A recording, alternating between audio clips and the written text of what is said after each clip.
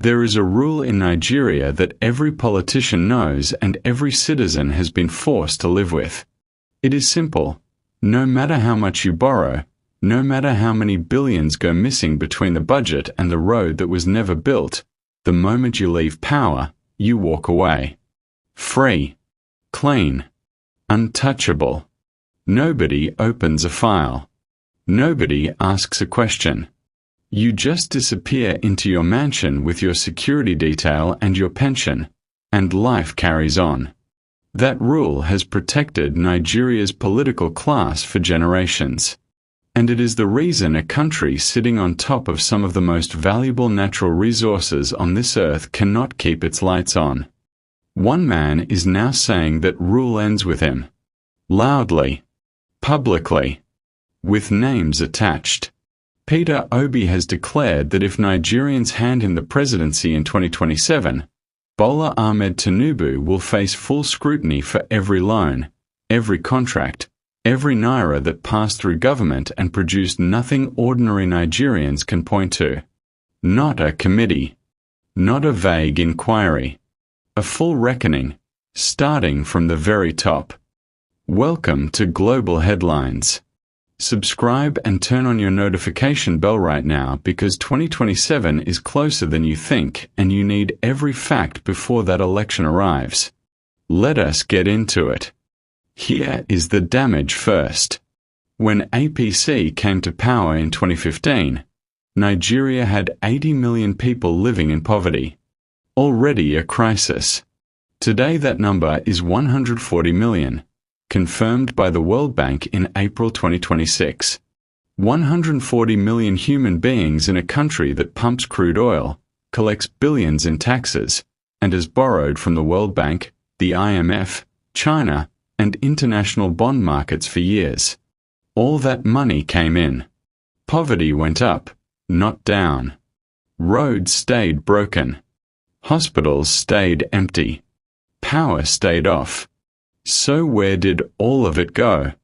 That is the question Peter Obi is putting on the table and demanding an answer to in 2027.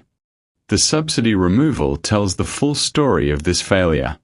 Nigerians were asked to accept pain, remove the fuel subsidy, redirect the savings into development, and the country would be better for it.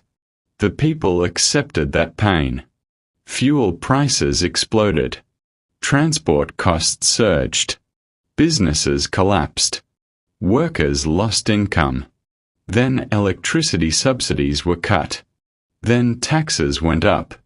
3 consecutive blows on the same suffering population. And the result? Nigeria's poverty rate climbed to 63%, the highest in the country's recorded history. Not a single major indicator of national development moved forward. The loans kept coming. The revenue kept coming in. And nothing visible came out the other side. Now drop your answer in the comments. Did you personally feel the impact of the subsidy removal in your daily life? Tell us exactly how. Peter Obi's promise is built on one philosophy he has never changed. Public money is not personal money. Every naira in a government account must be traceable, justifiable, and connected to real public benefit. Leaders who cannot account for what was entrusted to them must face legal consequences. This is not radical. In every functioning democracy on this planet, it is simply called the rule of law. Nigeria has just never applied it consistently. And the results of that failure are visible in every poverty number, every crumbling road, and every young Nigerian who has given up on finding a future at home. The 2027 election is no longer a normal contest of personalities. Obi has transformed it into a direct referendum on accountability. For the APC, this creates a problem they were not prepared for. It is one thing to defend your record. It is another thing entirely to campaign for a second term while your opponent is publicly promising to open your first-term files the morning after inauguration. Tell me in the comments, do you believe Peter Obi will actually follow through if he wins? Or will the system swallow him the way it has swallowed every promise before? Drop it below. Share this video. And stay locked to global headlines for everything that matters before 2027.